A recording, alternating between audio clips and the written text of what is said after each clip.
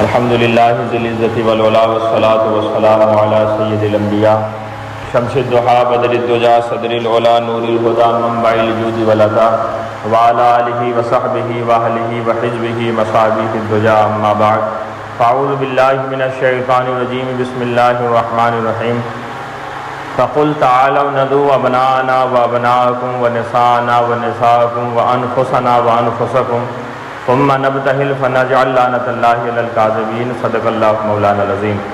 بندے پروردگارم امت احمد نبی دوست دار چار یارم تاب اولاد علی مذہب حنفیہ دارم ملت حضرت خلیل خاک پائے غوث اعظم زیر سایہ ہر ولی صدیق عکس حسن کمال محمد است فاروق دل جاہو جلال محمد است عثمان جائے شمع جمال محمد است حیدر بہار باغ خصال محمد است۔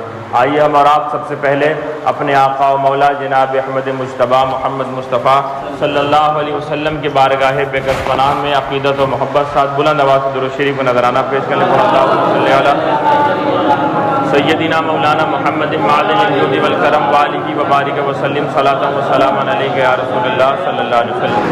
ایک مرتبہ اور بلند آواز سے درود شریف پڑھیں، اللہم صلی علی سیدنا مولانا محمد معدن الجود والکرم وآلہ وبارک وسلم صلاۃ و سلام علیک یا رسول اللہ صلی اللہ علیہ وسلم۔ بغیر کسی تمہید کے میں نے جس آیت کریمہ کی تلاوت کا شرف حاصل کیا اس سے متعلق اس کا ترجمہ اور اس کا پس منظر یعنی جو بیک گراؤنڈ ہے، یہ آیت کب نازل ہوئی، وہ پس منظر یعنی اس کا بیک گراؤنڈ بھی آپ حضرات کی گوشے گزار کروں، آپ تک پہنچاؤں۔ قرآن مجید کا ارشاد گرامی اللہ تعالیٰ ارشاد فرماتا ہے فَقُلْ تَعَالَوْا نَدْعُو أَبْنَاءَنَا وَأَبْنَاءَكُمْ وَنِسَاءَنَا وَنِسَاءَكُمْ وَأَنفُسَنَا وَأَنفُسَكُمْ ثُمَّ نَبْتَهِلْ فَنَجْعَلْ لَعْنَةَ اللَّهِ عَلَى الْكَاذِبِينَ۔ اس کا بیک گراؤنڈ اگر پہلے سن لیں کہ یہ آیت نازل کب ہوئی، واقعہ اس کے پیچھے کیا پیش آیا تھا، تو آپ کو آیت کا ترجمہ بھی انشاءاللہ سمجھ میں آئے گا۔ معاملہ یہ ہوا تھا کہ نجران جو مدینہ شریف کے قریب ایک مقام ایک جگہ ہے، وہاں کے چند عیسائی ایک گروہ بنا کر اپنا ایک گروپ بنا کر کے بحث کرنے کے لیے حضور نبی کریم صلی اللہ علیہ وسلم کے پاس آئے، اور ان کا ارادہ یہ تھا کہ ہم محمد عربی صلی اللہ علیہ وسلم سے مناظرہ کریں گے، ان سے بحث کریں گے۔ تو جب وہ مدینۃ المنورہ آئے، مسجد نبوی میں حضور تشریف فرما تھے، حضور کی مسجد میں وہ نجران کے عیسائی آئے اور آنے کے بعد بحث کرنے لگے، اور بحث کرتے ہوئے انہوں نے کہا محمد صلی اللہ علیہ وسلم آپ ذرا یہ بتائیں کہ حضرت عیسیٰ علیہ السلام کے بارے میں آپ کیا کہتے ہیں۔ ہمارے آقا دو جہاں صلی اللہ علیہ وسلم نے ارشاد فرمایا کہ عیسیٰ علیہ السلام اللہ کے بندے اور اس کے رسول ہیں، اللہ کی نشانی ہیں، اس کے کلمہ ہیں جو پاک بطول مریم کی جانب القا کیے گئے تھے، بغیر باپ کے اللہ تعالیٰ نے انہیں پیدا فرمایا۔ تو عیسائی کہنے لگے محمد صلی اللہ علیہ وسلم آپ یہ کیسی باتیں کرتے ہیں، کیا یہ پاسبل ہے، کیا یہ ہو سکتا ہے کہ کوئی شخص یا کوئی بچہ دنیا میں بغیر باپ کے آ جائے، بغیر باپ کے کیا کوئی پیدا ہو سکتا ہے، یہ کیسی باتیں آپ کر رہے ہیں۔ ان کا کہنے کا مطلب یہ تھا کہ معاذ اللہ رب العالمین حضرت عیسیٰ علیہ السلام اللہ کے بندے نہیں بلکہ اس کے بیٹے ہیں، کیونکہ عیسائیوں کا عقیدہ یہ ہے کہ عیسیٰ علیہ السلام اللہ کے بیٹے ہیں معاذ اللہ رب العالمین۔ تو وہ یہ کہنا چاہ رہے تھے حضور صلی اللہ علیہ وسلم سے کہ کیا ایسا ہو سکتا ہے کہ کوئی بغیر باپ کے آ جائے، یعنی یہ کہنا چاہتے تھے کہ وہ بندے نہیں بلکہ بیٹے ہیں معاذ اللہ رب العالمین۔ تو حضور اکرم صلی اللہ علیہ وسلم نے ارشاد فرمایا تم نے اپنی کتاب انجیل کو پڑھا ہے؟ تو کہنے لگے ہاں ہم نے پڑھا ہے۔ کہا جن کتابوں کو تم مانتے ہو جو ان میں یہ بات ہے یا نہیں کہ اللہ تعالیٰ نے حضرت آدم علیہ السلام کو بغیر ماں باپ کے پیدا کیا، بغیر ماں باپ کے پیدا کیا؟ کہا ہاں ہماری کتاب میں بھی ہے کہ آدم علیہ السلام کو اللہ نے بغیر ماں باپ کے پیدا کیا۔ تو کہا ذرا یہ بتاؤ اپنی کتاب کے مطابق تم ہمیں بتاؤ، اپنی کتاب کے اکارڈنگ بتاؤ کہ حضرت آدم علیہ السلام کو تم کیا مانتے ہو۔ کہے تو ہم تو آدم علیہ السلام کو اللہ کا بندہ مانتے ہیں۔ تو حضور نے ارشاد فرمایا کہ جو اللہ آدم علیہ السلام کو بغیر ماں باپ کے پیدا کر سکتا ہے، اس اللہ کی اتنی بھی قدرت ہے کہ وہ عیسیٰ علیہ السلام کو بغیر باپ کے پیدا کر سکتا ہے۔ تو جب تم آدم علیہ السلام کو جب وہ بغیر ماں باپ کے پیدا کیے گئے، جب تم انہیں اللہ کا بندہ مانتے ہو، تو عیسیٰ علیہ السلام تو صرف بغیر باپ کے پیدا کیے گئے تمہاری کتاب کے مطابق، تو پھر عیسیٰ علیہ السلام کو اللہ کا بندہ ماننے میں تمہیں کیا تکلیف ہے؟ لیکن آپ جانتے ہیں جب کسی کو کسی سے حسد ہو جائے، کسی کو کسی سے جلن ہو جائے، کوئی کسی کے بغض میں گرفتار ہو جائے، عناد کا شکار ہو جائے، تو آپ کیا جانتے ہیں، حق بات واضح ہو جانے کے بعد بھی، حق بات ظاہر ہو جانے کے بعد بھی، حق بات معلوم ہو جانے کے بعد بھی اگر کوئی کسی سے جلن کرتا تو اس کی بات نہیں مانتا۔ تو وہ عیسائی اس نیت سے تھوڑے آئے تھے کہ ہم حق بات جانیں گے اور مان لیں گے، نہیں، وہ اس نیت سے آئیں گے معاذ اللہ رب العالمین کہ ہم اچانک سے محمد عربی صلی اللہ علیہ وسلم سے سوال کریں گے، اور اگر وہ جواب نہ دے پائیں گے تو ہم کہیں گے دیکھو ہمارا ہی دین حق ہے، حضور تو جواب نہیں دے پائے اور انہیں خبر ہی نہیں تھی کہ یہ دنیا ہی بنی تو حضور کے صدقے میں ہے۔ اللہ نے انہیں جمی ما کان وما یکون کے علم محیط عطا فرمایا ہے، اللہ تعالیٰ نے انہیں ایسا علم عطا فرمایا ہے کہ جو کچھ ہوا اور جو کچھ ہوگا سب ہمارے حضور صلی اللہ علیہ وسلم کو خبر ہے۔ خود حضور فرماتے ہیں ان اللہ زوالی الارض فرائیت مشارقہا و مغاربہا، حضور فرماتے ہیں اللہ نے میرے لیے ساری زمین کو لپیٹ دیا پس میں نے ساری دنیا کو دیکھ لیا۔ انہیں کیا اس کی خبر، وہ تو بغض میں ملوث حسد اور جلن کے شکار لوگ تھے۔ وہ حق ظاہر ہو جانے کے بعد بتائیں، اگر حضور، آپ یہ کہہ سکتے ہیں کہ اگر حضور قرآن سے دلیل دیتے تو وہ ایک بار انکار کر سکتے تھے کیونکہ وہ قرآن کو نہیں مانتے تھے، لیکن حضور نے دلیل کس کتاب سے دی؟ انہی کی کتاب سے، انجیل سے دلیل دی، لیکن اس کے باوجود نہیں مان رہے، اور جب وہ نہیں مان رہے ہٹ دھرمی پہ اتارو ہو گئے، حضور نے دلائل نبوت ان کی زبانیں بند کر دی، لیکن جب وہ ہٹ دھرمی کرنے لگے تو اللہ نے قرآن کی آیت نازل فرمائی۔ حضور اکرم صلی اللہ علیہ وسلم کی ارشاد ہوا اللہ کی کتاب کہتی ہے، اللہ کا قرآن کہتا ہے فَقُلْ تَعَالَوْا نَدْعُوا أَبْنَاءَنَا وَأَبْنَاءَكُمْ وَنِسَاءَنَا وَنِسَاءَكُمْ وَأَنفُسَنَا وَأَنفُسَكُمْ۔ اے محبوب، آپ سے جو عیسیٰ علیہ السلام کے بارے میں جھگڑا کرتے ہیں ان سے، اور جب کہ آپ کے پاس حکم آ چکا تو اے محبوب ان سے کہو اگر تم سچے ہو تو لاؤ تم بھی اپنے بیٹوں کو، ہم بھی اپنے بیٹوں کو لاتے ہیں، لاؤ تم بھی اپنی عورتوں کو، ہم بھی اپنی عورتوں کو لاتے ہیں، لاؤ تم بھی اپنی جانوں کو، ہم بھی اپنی جانوں کو لاتے ہیں، ثم نبتہل، اور پھر ہم میدان مباہلہ میں نکل جاتے ہیں اور وہاں پر رو رو کر اللہ سے دعا کرتے ہیں، فنجعل لعنت اللہ علی الکاذبین، اور اس میدان مباہلہ میں نکل کر کے ہم دعا کرتے ہیں کہ اللہ جھوٹوں پر لعنت ہو۔ یعنی حضور کو یہ حکم ہوا کہ اے محبوب آپ ان عیسائیوں سے کہو جب تم دلیل نہیں مان رہے، کتاب کی بات نہیں مان رہے تو اب بچائی کہ اب میدان مباہلہ ہے، اگر تم سچے ہو تو آؤ میدان میں، ہم بھی اپنے بیٹوں کو لاتے ہیں، تم بھی اپنے بیٹوں کو لاؤ، ہم بھی اپنی جانوں کو لاتے ہیں، تم بھی اپنی جانوں کو لاؤ، اور میدان مباہلہ میں نکل کر کے دعا کرتے ہیں کہ اللہ جو سچا اسے بچا لے اور جو جھوٹا اسے تباہ فرما دے۔ تو جب یہ آیت کریمہ نازل ہوئی تو کہ اے محبوب آپ ان سے کہیں کہ تم بھی اپنے بیٹوں کو لاؤ، ہم بھی اپنے بیٹوں کو لاتے ہیں، تو اب صحابہ کرام منتظر ہیں کہ حضور کے اہل بیت ہیں کون، حضور بلاتے کسے ہیں، حضور کے اہل بیت ہیں کون، آخر حضور بلائیں گے کسے، ان کے بیٹوں کے مقابلے میں کن کے بیٹوں کو بلائیں گے، حضور آخر بلاتے کس کو ہیں؟ تو مشکات شریف باب و مناقب اہل بیت کی سب سے پہلی حدیث ہے، حضور کے رشتے میں ماموں حضرت سعد ابن ابی وقاص سے روایت ہے، وہ کہتے ہیں ان سعد ابن ابی وقاص قال لما نزلت هذه الآية دعا رسول اللہ صلی اللہ علیہ وسلم علیا وفاطمة وحسنا وحسینا ثم قال اللهم هؤلاء اہل بیتی۔ حضرت سعد ابن ابی وقاص کہتے ہیں جب یہ آیت نازل ہوئی صحابہ انتظار میں ہیں، حضور آخر بلاتے کس کو ہیں؟ میرے آقا کریم صلی اللہ علیہ وسلم پر جب یہ آیت نازل ہوئی حضور نے ایک صحابی کو بھیجا، کہا جاؤ علی کو بلا لاؤ، فاطمہ کو بلا لاؤ، حسن کو بلا لاؤ، حسین کو بلا لاؤ، اور جب علی بھی آ گئے، فاطمہ بھی آ گئیں، حسن بھی آ گئے، حسین بھی آ گئے، تو حضور نے دعا کے لیے ہاتھ بلند کر دیے اور ارشاد فرمایا اللہم ہؤلاء اہل بیت، اے میرے مولا یہی میری اہل بیت ہیں، اے میرے مولا یہی میرے اہل بیت ہیں۔ بریلی کے کلندر نے قلم توڑ دیا، یا رسول اللہ تیری نسل پاک میں ہے بچہ بچہ نور کا، تو ہے عین نور تیرا سب گھرانہ نور کا، تو ہے عین نور تیرا سب گھرانہ نور کا۔ میرے ملت کے نوجوانوں، میرے دوستوں اور بزرگوں، حضور اکرم صلی اللہ علیہ وسلم نے کسے بلایا؟ حضرت علی کو، حضرت فاطمہ الزہرا کو، حضرت امام حسن کو، حضرت امام حسین کو۔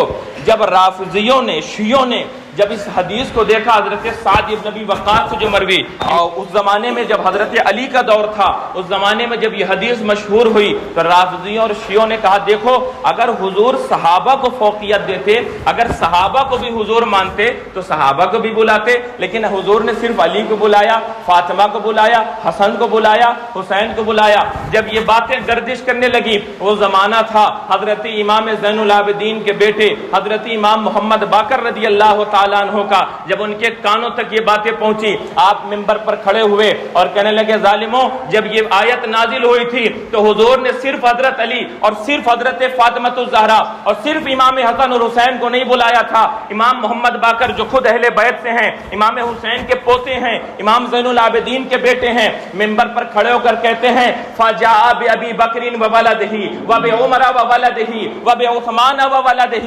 وبعلی وولدہ، کہ جب یہ آیت نازل ہوئی تو ابو بکر بھی خود آئے اور اپنے بیٹوں کو لے آئے، عمر بھی آئے اور اپنے بیٹوں کو بھی لے آئے، عثمان بھی آئے اور اپنے بیٹوں کو لے آئے، حضرت علی المرتضیٰ بھی آئے اپنے بیٹوں کو لے آئے۔ پھر حضور نے ہاتھ کو دعا کے لیے اٹھایا اور ارشاد فرمایا اللہم ہؤلاء اہل بیتی، اے اللہ یہ میری اہل بیت ہے۔ تو معلوم ہوا کہ ہم سنی اپنے مقدر پر قربان جائیں کہ الحمدللہ ہم سنی وہ ہیں کہ ہمارے ایک ہاتھ میں اہل بیت کا دامن ہے اور دوسرے ہاتھ میں صحابہ کا دامن ہے۔ اسی کی منظر کشی اعلیٰ حضرت نے اپنے شعر میں کی، اہل سنت کا ہے بیڑا پار، اصحاب حضور نجم ہیں اور ناؤ ہے عطرت رسول اللہ کی۔ اعلیٰ حضرت کہتے ہیں کہ اہل سنت یعنی سنیوں کا بیڑا پار ہے، کیوں؟ کیونکہ سنیوں کے لیے صحابہ ستارے کی طرح ہیں، صحابہ ستارے کے طرح ہیں اہل سنت والجماعت کے لیے، اور جو اہل بیت ہیں وہ کشتی کی طرح ہیں۔ اگر آپ کو سفر کرنا ہے کشتی میں سوار ہو جائیے، ستاروں کو دیکھتے جائیے تو آپ کبھی راہ نہیں بھٹک سکتے۔ اعلیٰ حضرت کہتے ہیں ہم ستاروں صحابہ کی روشنی میں راستہ طے کر رہے ہیں، اہل بیت کی کشتی میں بیٹھے اب تو ہمارا بیڑا پار ہے۔ اہل سنت کا ہے بیڑا پار، اصحاب حضور نجم ہیں اور ناؤ ہے عطرت رسول اللہ کی، اور ناؤ ہے عطرت رسول اللہ کی۔ میرے ملت کے نوجوانوں، میرے دوستوں اور بزرگوں، جب آپ نے یہ سمجھ لیا کہ اہل بیت اطہار کا کتنا بڑا مقام ہے، تو میں جو روایت بیان کر رہا تھا تو حضرت سعد بن ابی وقاص نے کہا جب حضور نے ان تمام لوگوں کو بلایا اور بلانے کے بعد جب آپ میدان میں آئے اور آنے کے بعد عیسائیوں کو چیلنج کیا کہاں گئے، آؤ اپنے بیٹوں کو لے کر کے، آؤ اپنی جانوں کو لے کر کے، ہم میدان مباہلہ میں اللہ سے دعا کرتے ہیں کہ اللہ جو سچا ہو اسے بچا لے، جو جھوٹا اسے غارت کر دے۔ تو عیسائی اپنے سب سے بڑے پادری، اپنے سب سے بڑے دھرم گرو جس کا نام عبد المسیح تھا، اس کے ساتھ آئے، اپنا پورا جتھا لے کر کے، گروپ لے کر کے آئے۔ جب عبد المسیح آگے آگے چل رہا تھا، جب اس کی نظر حضور پہ پڑی تو کیا دیکھتا ہے کہ حضور کی انگلی امام حسن پکڑے ہوئے ہیں اور گود میں امام حسین ہے۔ عبد المسیح کہنے لگا اے گروہ نصارہ ذرا مجھے یہ تو بتاؤ یہ ان کی گود میں بچہ کون ہے؟ کہا یہ اسی نانا کا نواسا ہے۔ عبد المسیح اے گروہ نصارہ خبردار ان سے مقابلہ نہ کرنا، اس لیے کہ میں محمد عربی کے ساتھ ایسے خوبصورت چہرے والے دیکھ رہا ہوں۔ مباہلہ تو مباہلہ، اگر یہ اللہ سے پہاڑ ہٹانے کی دعا کر دیں تو اللہ پہاڑ کو ان کی دعا سے اپنی جگہ سے ہٹا دے۔ سبحان اللہ، ان سے مقابلہ نہ کرنا۔ عبد المسیح حضور کے پاس آیا اور آنے کے بعد کہنے لگا ہم آپ سے معافی چاہتے ہیں، ہمارے اندر آپ سے مقابلے کی سکت نہیں ہے، آپ کے نواسوں کا چہرہ ہی بتا رہا کہ ان کا نانا کبھی جھوٹا نہیں ہو سکتا، آپ کے نواسوں کے چہرے گواہی دے رہے ہیں کہ آپ نبی برحق ہیں، ہم آپ کو ٹیکس دے دیں گے، جزیہ دے دیں گے، لیکن آپ سے ہم مقابلہ نہیں کر سکتے۔ حضور نبی کریم نے ارشاد فرمایا اللہ کا عذاب نجران پر قریب آ گیا تھا، اگر تم مقابلہ کر لیتے تو نجران میں آگ لگ جاتی اور انسان تو انسان سارے جنگل خاک ہو جاتے، چرند و پرند خاک ہو جاتے، اور ایک سال کے اندر اللہ کا ایسا عذاب آتا، ایسا عذاب آتا کہ پوری زمین کے عیسائی نیست و نابود ہو جاتے۔ میرے بھائیوں ذرا غور کرو، علامہ حسن رضا خان نے کیا خوب انداز میں کہا ہے اہل بیت پاک کی شان میں گستاخیاں بے باکیاں، لعنت اللہ علیکم دشمنان اہل بیت، بے ادب گستاخ فرقے کو سنا دے اے حسن،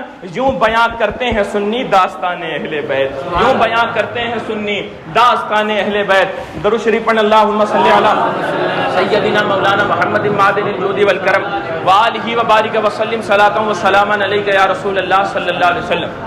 میرے ملت کے نوجوانوں، میرے دوستوں اور بزرگوں، الحمدللہ یہاں پر ہم جتنے لوگ بھی اکٹھا ہیں سب اہل بیت سے محبت کرنے والے ہیں. کہتے ہیں الحمدللہ. یہ بھی سعادت سب کو نہیں ملتی اہل بیت کی محبت. کتنے فرقے ہیں.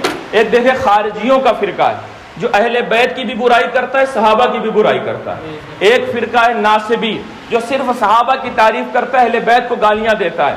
اور ایک فرقہ رافضی جسے آپ اپنی زبان میں شیعہ کہتے ہیں، جو اہل بیت کی تعریف کرتا ہے اور صحابہ کی برائی کرتا ہے. یعنی شیعوں کے نزدیک اہل بیت کی تعریف تب تک نہیں ہو سکتی جب تک کہ صحابہ کی برائی نہ ہو، اور ناصبیوں کے نزدیک صحابہ کی تعریف تب تک نہیں ہو سکتی جب تک اہل بیت کی برائی نہ کی جائے. لیکن سنیوں اپنے مقدر پہ قربان جاؤ، حضور نے ہمیں صحابہ بھی دیا، اہل بیت بھی دیا، اور ہمارے ایک ہاتھ میں صحابہ کا دامن، دوسرے ہاتھ میں اہل بیت کا دامن.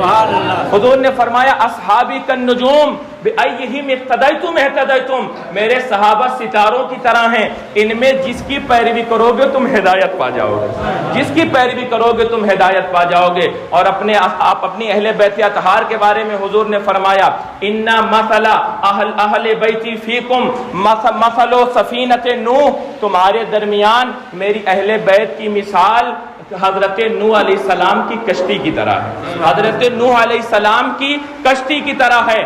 من رکبہا نجا ومن تخلف عنہا ہلکا. حضور فرماتے میری اہل بیت کی کشتی میں جو بیٹھ گیا وہ کامیاب ہو گیا، اور جس نے اس سے منہ پھیر لیا وہ ہلاک و برباد ہو گیا. اب ہم تو الحمدللہ سنی ہیں، اپنی قسمت پر جتنا ناز کرے کم ہے. ہم دونوں کو ماننے والے ہیں، ہم اہل بیت سے بھی محبت کرنے والے ہیں، صحابہ سے بھی محبت کرنے والے ہیں. آؤ میں آپ کو بتاؤں، اہل بیت سے ہم محبت کرتے ہیں، ہمیں محبت کا صلہ کیا ملے گا؟ بھائی ہم کوئی بھی کام کرتے ہیں اس کا کوئی بدلہ ہمیں ملتا ہے، اس کا کوئی رزلٹ ہمیں ملتا ہے. ہم دکان پہ بھی بیٹھتے ہیں، کس لیے بیٹھتے ہیں؟ کہ ہم سامان بیچیں گے، ہمیں منافع حاصل ہوگا. کوئی بھی کام مطلب کے بغیر نہیں ہوتا، کوئی بھی کام اس کے جو ہے رسپانس کے بغیر نہیں ہوتا ہے. اہل بیت سے محبت تو کرتے ہیں لیکن اس کا فائدہ کیا ملے گا؟ اہل بیت سے محبت تو کرتے ہیں، رزلٹ کیا آئے گا؟ تو میں کسی دنیا دار کی نہیں، مدینے کے تاجدار کی زبانی بتا دیتا ہوں. آؤ روح البیان جلد نمبر 6 صفحہ نمبر 407 پر ہے. حضور اکرم صلی اللہ علیہ وسلم ارشاد فرماتے ہیں الا من مات علی حب آل محمد مات شہیدا، الا من مات علی حب آل محمد مات مومنا، الا من مات علی بغض آل محمد مات کافرا. حضور فرماتے ہیں میرے صحابہ خبردار ہو جاؤ. صحابہ سے مخاطب تھے، یعنی مراد یہ ہے اے لوگوں خبردار ہو جاؤ. حضور جب کوئی بات بہت پوائنٹ کی بتاتے یا کوئی باریک بات ہوتی تو حضور اس سے پہلے الا ارشاد فرماتے، یعنی خبردار ہو جاؤ، خبردار ہو جاؤ. حضور کیا فرماتے ہیں؟ الا من مات علی حب آل محمد مات شہیدا. حضور فرماتے خبردار ہو جاؤ، جو میری اہل بیت کی محبت میں مر گیا اگرچہ وہ اپنے گھر میں مرا، اللہ اسے شہادت کی موت عطا فرماتا ہے. اللہ اسے شہادت کی موت عطا فرماتا ہے. حضور گارنٹی دے رہے ہیں. اور آگے ارشاد فرماتے الا من مات علی حب آل محمد مات مومنا. حضور فرماتے اے لوگوں خبردار ہو جاؤ، جو میری اہل بیت کی محبت میں مرا وہ مسلمان ہو کر کے مرا، وہ مسلمان ہو کر کے مرا. اور آگے حضور ارشاد فرماتے ہیں الا ومن مات علی بغض آل محمد مات کافرا. اور خبردار ہو جانا جو اس حال میں مرا کہ اس کے سینے میں اہل بیت کا بغض پل رہا تھا، جو اس حال میں مرا کہ میری اہل بیت سے دشمنی رکھتا تھا، خبردار ہو جاؤ وہ کافر ہو کر کے مرا، وہ کافر ہو کر کے مرا. علامہ حسن رضا خان نے اسی کو کہا اہل بیت پاک کی شان میں گستاخیاں بے باکیاں، یا لعنت اللہ علیکم دشمنان اہل بیت، یعنی اہل بیت اطہار کی شان میں گستاخیاں کرتے ہو، زبان کو دراز کرتے ہو، تم پر اللہ کی لعنت ہوئے دشمنان اہل بیت. اہل بیت پاک کی شان میں گستاخیاں بے باکیاں، لعنت اللہ علیکم دشمنان اہل بیت. میرے بھائیوں ذرا غور کرو، یہ تو معاملہ آپ نے سن لیا کہ جو اہل بیت کی محبت میں مرے وہ کس کی موت مرے گا؟ بولو شہادت کی موت. جو اہل بیت کی محبت میں مرے وہ گھر میں بھی مرے، گھر میں اپنے کمرے کے اندر مرے، راستے میں مرے، مسجد میں نہ مرے، مدرسے میں نہ مرے، کعبہ کے اندر نہ مرے، یعنی کوئی بہت ہی پاک اور مطہر جگہ پہ نہ مرے، اپنے گھر میں مر جائے وہ کس کی موت مرے گا؟ بولو شہادت کی موت. اور دوسری جگہ کیا فرمائے؟ ماتا مومنن، وہ کس کی موت مرے گا؟ مومن کی موت مرے گا، مسلمان ہو کر کے مرے گا. اور جو بغض میں مرے وہ کافر ہو کے مرے گا. اور آگے بڑھیں، محمد نے بھی مسند امام احمد میں اس بات کو لکھا کہ حضرت عبداللہ ابن عباس جو حضور کے چچا کے بیٹے ہیں وہ بیان کرتے ہیں، صحابی رسول ہیں، وہ بیان کرتے ہیں کہ میرے آقا کریم صلی اللہ علیہ وسلم ارشاد فرماتے ہیں کہ اگر کوئی شخص کعبہ، غور سے سنیے گا حضور کیا فرماتے ہیں، اگر کوئی شخص کعبہ شریف کے اندر، یعنی کعبہ شریف جو کوٹھری ہے، کعبہ شریف کے اندر یا مقام ابراہیم کے قریب جہاں پر حاجی لوگ نماز پڑھتے ہیں، یا مقام ابراہیم کے قریب عبادت کر رہا ہو فصلى وصام ثم مات وهو مبغض لأهل بیت محمد دخل النار۔ حضور فرماتے وہ مقام ابراہیم کے قریب، کعبہ شریف کے قریب عبادت کر رہا ہو، کیا عبادت؟ فصلى، نماز پڑھ رہا ہو، وصام، اور روزہ رکھ رہا ہو، ثم مات، اور پھر وہ اسی حال میں مر جائے، یعنی عبادت کرتا ہوا مر جائے، نماز پڑھتا ہوا مر جائے، اور اس حال میں مرے کہ روزہ بھی رکھے ہوا ہو، اور کہاں مرے بولو؟ کعبہ شریف کے اندر مقام ابراہیم کے قریب، اور حضور فرماتے ہیں اس حال میں مرے وَهُوَ مُبْغِضٌ لِأَهْلِ بَيْتِ محمد صلی اللہ علیہ وسلم۔ حضور فرماتے ہیں ان تمام حالتوں میں نماز پڑھتے ہوئے، روزہ رکھتے ہوئے، عبادت کرتے ہوئے کعبہ کے اندر وہ مر جائے اور اس حال میں مرے کہ اس کے سینے میں میری اہل بیت کی دشمنی ہو، حضور فرماتے وہ جہنم میں جائے گا، حضور فرماتے وہ جہنم میں جائے گا۔ فیصلہ ہو گیا محبت والے، لیکن غور کرنا محبت والے وہی ہیں جو محبت کے تقاضے کو پورا کریں۔ یہ محبت نہیں ہے کہ ہم حسین حسین کا نعرہ بھی لگائیں اور مسجد ہمارے سجدوں کی طرف سے خالی رہیں، ہم حسین حسین کا نعرہ بھی لگائیں اور امام حسین کی سیرت پہ بھی عمل نہ کریں۔ سچی محبت تو تبھی ہوگی جب ان کی سیرت پہ عمل کیا جائے۔ اگر آپ نے امام حسین کی محبت کا تقاضا پورا کیا، ان کی سیرت پر عمل کیا، تو یاد رکھنا اگر تم گھر میں بھی مرو گے تو اللہ تمہیں شہادت کی موت عطا فرمائے گا، تم گھر میں بھی مرو گے اللہ مسلمان کی موت تمہیں عطا فرمائے گا، اور خدا نہ خواستہ 100 بار اللہ کی پناہ اگر اہل بیت کا بغض، ان کا حسد سینے میں پنپ رہا ہے تو اپنے ایمان کی خیر منانا، گھر تو گھر کعبہ میں بھی مرو گے حضور فرماتے دخل النار، اللہ اسے جہنم میں داخل فرما دے گا۔ اللہ پاک سے دعا ہے کہ اللہ ہمیں اہل بیت کی محبت عطا فرمائے، سچی محبت عطا فرمائے، جیسی محبت کرنے کا حق ہے۔ میرے بھائیوں ذرا غور کریں، یہ تو معاملہ ہو گیا کہ جو اہل بیت اطہار سے دشمنی رکھیں وہ کعبہ میں بھی مرے تو بولو کہاں جائیں گے؟ جہنم میں جائیں گے۔ اور دیکھیں تفسیر در منصور میں اس حدیث کو نقل کیا گیا، اس کے بھی راوی حضرت عبداللہ بن عباس ہیں، وہ بیان کرتے ہیں حضور اکرم صلی اللہ علیہ وسلم ارشاد فرماتے ہیں من احبنی و احب حاضین و امہما و آباہما کانا مئی فی درجتی یوم القیامتی۔ میرے آقا کریم ارشاد فرماتے ہیں کہ جو مجھ سے محبت کرے اور ان دونوں سے محبت کرے، یعنی میرے بیٹے حسن اور حسین سے محبت کرے اور ان کی والدہ فاطمۃ الزہرا کی تعظیم کرے، ان کے والد علی سے محبت کرے، حضور فرماتے ہیں کانا مئی فی درجتی یوم القیامتی، وہ کل قیامت کے دن میرے ساتھ میرے درجے میں رہے گا، وہ قیامت کے دن میرے ساتھ میرے درجے میں رہے گا۔ ارے کس زبان سے ہو بیاں مدح شان اہل بیت، مدح گوئے مصطفیٰ ہے مدح شان اہل بیت، ان کے گھر بے اجازت جبرائیل بھی آتے نہیں، قدر والے جانتے ہیں عز و شان اہل بیت، قدر والے جانتے ہیں عز و شان اہل بیت۔ میرے ملت کے نوجوانوں، میرے دوست اور بزرگوں، یہ کتنا بڑا مرتبہ، کتنا بڑا مقام ہے حضور کے ساتھ، حضور کے درجے میں۔ ارے ان کی ایک دید ہمیں نصیب ہو جائے، ان کا دیدار نصیب ہو جائے، خواب میں کرم ہو جائے تو ہمارے مقدر کا ستارہ بیدار ہو جاتا ہے۔ اور غور کرو اگر حضور کا پڑوس مل گیا، یعنی حضور یہ کہنا چاہتے ہیں کہ جو مجھ سے محبت کرے، میرے دونوں بیٹوں سے محبت کرے، حضرت فاطمۃ الزہرا کی تعظیم کرے، ان کی عزت کرے اور حضرت علی سے محبت کرے، حضور فرماتے کل قیامت کے دن اللہ تعالیٰ اسے جنت الفردوس میں داخل فرما دے گا، جنت الفردوس میں داخل فرما دے گا۔ واہ کیا بات رضا اس چمنستان کرم کی، زہرا ہے کلی جس میں حسین اور حسن پھول۔ اعلیٰ حضرت کہتے ہیں اس اہل بیت اطہار کے شان بیان کیا کریں، واہ کیا بات رضا اس چمنستان کرم کی۔ ارے اس کرم کے بعد کی میں تعریف ہی کیا کروں، ارے جس چمنستان میں کلی فاطمہ ہے اور اس کے پھول حسن اور حسین ہیں، جس کی کلی فاطمہ ہیں اور پھول حسن اور حسین ہیں۔ میرے ملت کے نوجوانوں، میرے دوستوں اور بزرگوں، جماعت خطبہ 15 دن تو میں یہ عرض کر رہا تھا کہ اب ہم آئیے یہ دیکھتے ہیں کہ صحابہ کرام حضور صلی اللہ علیہ وسلم کے اہل بیت کا کتنا احترام کیا کرتے تھے، کیونکہ اس سے دو فائدہ، میں 2-4 منٹ جو بچہ اپنی بات کو مکمل کر رہا ہوں کہ صحابہ کرام کے واقعات میں آپ کی گوشے گزار کرنے جا رہا ہوں کہ صحابہ اہل بیت سے کتنی محبت کرتے تھے۔ اس سے دو فائدہ ہوگا، ایک تو یہ ہوگا کہ ہمیں یہ اندازہ ہو جائے گا کہ صحابہ جب حضور کے اہل بیت سے اتنی محبت کرتے تھے تو ہمیں کتنی محبت کرنی چاہیے، اور دوسرا اس بات کا بھی جواب ہو جائے گا جو آج شیعہ کہتے پھرتے ہیں اور یہ روافض کہتے پھرتے ہیں کہ صحابہ اہل بیت سے محبت نہیں کرتے تھے، ان کی آپس میں پٹتی بنتی نہیں تھی۔ میں کہتا ہوں ظالموں، صحابہ اہل بیت سے جدا نہیں، اہل بیت صحابہ سے جدا نہیں، تم کیسی باتیں کرتے ہو؟ اب میں نے کہا قرآن ہی پڑھ لیا ہوتا تو تمہیں معلوم ہو جاتا۔ اللہ ارشاد فرماتا ہے محمد الرسول اللہ والذین معہ اشداء علی الکفار والرحماء بینہم، اللہ ارشاد فرماتا ہے اور محمد اللہ کے رسول ہیں اور جو ان کے ساتھ رہنے والے ہیں، یعنی صحابہ کرام ہیں جو ان کے ساتھ رہنے والے ہیں، یہ کافروں پر سخت ہیں اور مسلمانوں میں آپس میں رحم دل۔ اب میں آپ سے ایک سوال کرتا ہوں، حضرت علی المرتضیٰ رضی اللہ تعالیٰ عنہ صحابی ہیں یا نہیں؟ بتائیں آپ، صحابی ہیں نا؟ صحابی بھی ہیں، اہل بیت سے بھی ہیں، صحابی بھی ہیں۔ امام حسن صحابی ہیں یا نہیں؟ امام حسین صحابی ہیں، اور صحابیت کے بہت بلند درجے پر فائز ہیں۔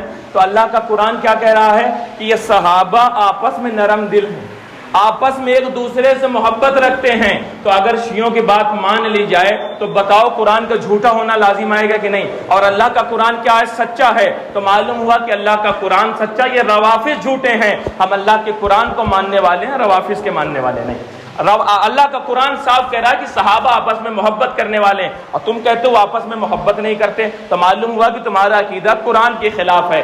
اب آئیں میں ایک جھلکی دکھاتا ہوں کہ صحابہ اہل بیت سے محبت کتنی کیا کرتے تھے۔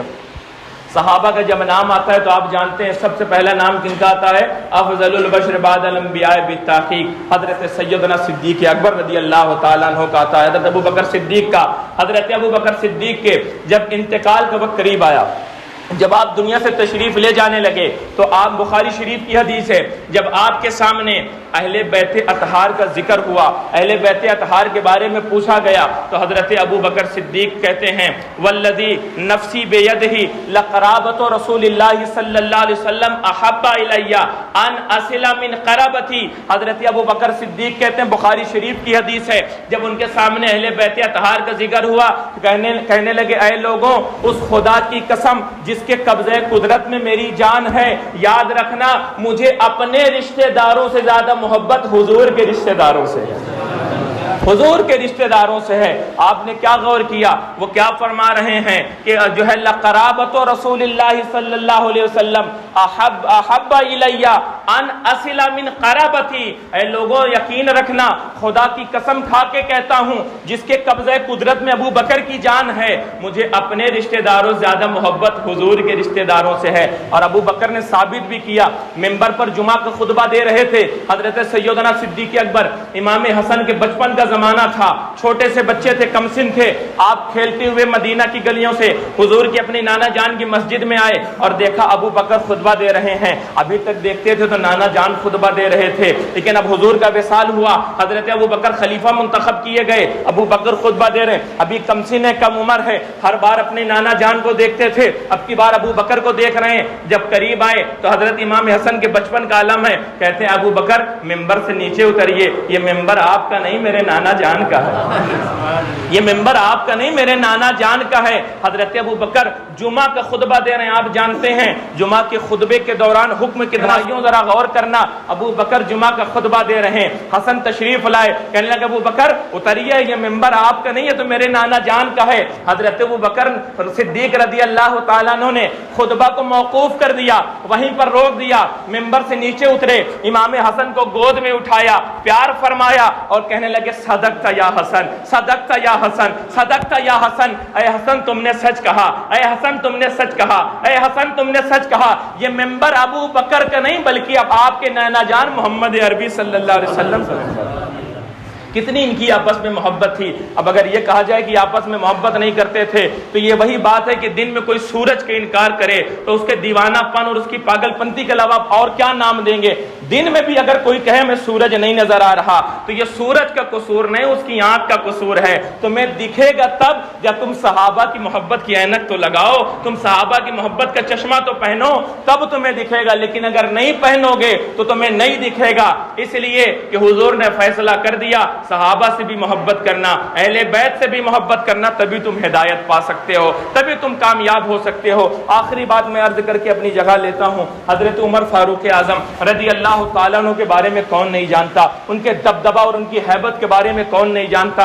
اپنے ایک انگریز مورخ نے، ایک انگریز تاریخ نگار نے یہاں تک اپنی کتاب میں لکھ دیا، حضرت عمر رضی اللہ تعالیٰ عنہ قریب 12 سال خلیفہ رہے اور 12.5 سال کے اندر آدھی دنیا میں اسلام کا جھنڈا لہرا دیا، آدھی دنیا میں اسلام کی حکومت ہو گئی۔ اس انگریز مورخ نے لکھا کہ اگر عمر 10 سال اور زندہ ہو جاتے تو پوری دنیا میں صرف مسلمانوں کی حکومت ہوتی۔ حضرت عمر رضی اللہ عنہ، کبھی موقع ملا تو ان کی حیات پر بیان کروں گا، ابھی وقت تھوڑا ہے، جو میں بات بتانا چاہ رہا ہوں وہ سنیں کہ حضرت عمر کی ہیبت کتنی زیادہ، اور حضور کے بعد، نبیوں کے بعد، حضور کے بعد سب سے بڑا مرتبہ حضرت ابوبکر صدیق کا ہے، اس کے بعد حضرت عمر فاروق اعظم کا ہے۔